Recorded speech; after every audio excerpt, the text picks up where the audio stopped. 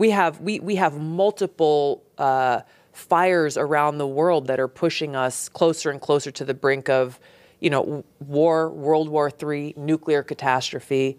Those are things that I would be honored to be in a position to actually help solve these problems and get us back to where we need to be. Do you think voting for Republicans is the way to solve that? Because I don't think I agree with that, frankly. I think that, it's not I think. I know that the Democratic Party, President Biden, President Harris, there's a lot of questions. Is there someone going to be switched out? It doesn't really matter whether it's President Biden or someone else.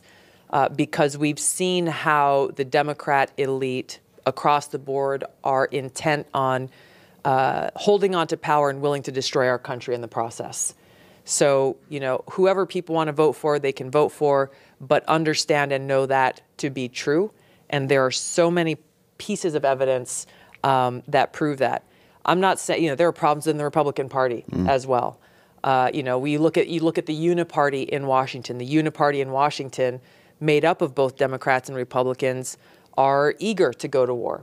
You look at this whole TikTok bill that was just fast-tracked through the House and is sitting before the Senate. That was a huge majority vote between Democrats and Republicans in the House. And it is a fundamentally anti-freedom bill, something Ron Paul recently said was the most egregious attack on civil liberties and freedom since the Patriot Act on 9/11. So this is not to say, one party evil, one party good. It is a statement of fact that the party in power in the White House is destroying our country and our freedom. And at a minimum, we got to stop the bleeding and begin to start to rebuild by electing the right people in office in both parties. There are too many people, though, that are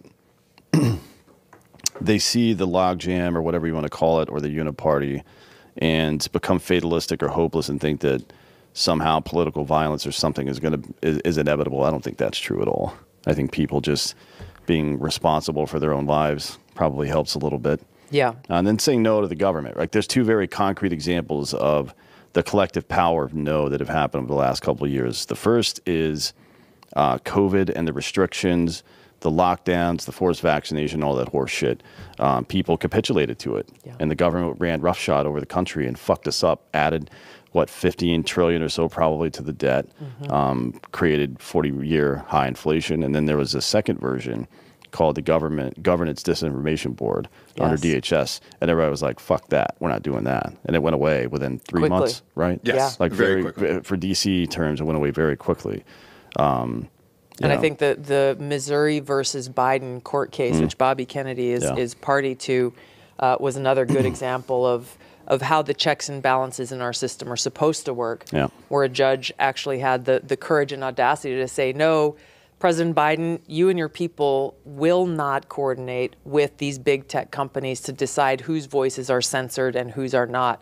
And that week that they announced that court hearing or that ruling, the White House actually had to cancel meetings with Meta and Google that they had planned specifically to determine how they were going to stop, quote unquote, disinformation in the 2024 election. Yeah, and they fired that lady, and now she works for the British government. Is that right? Oh, yeah.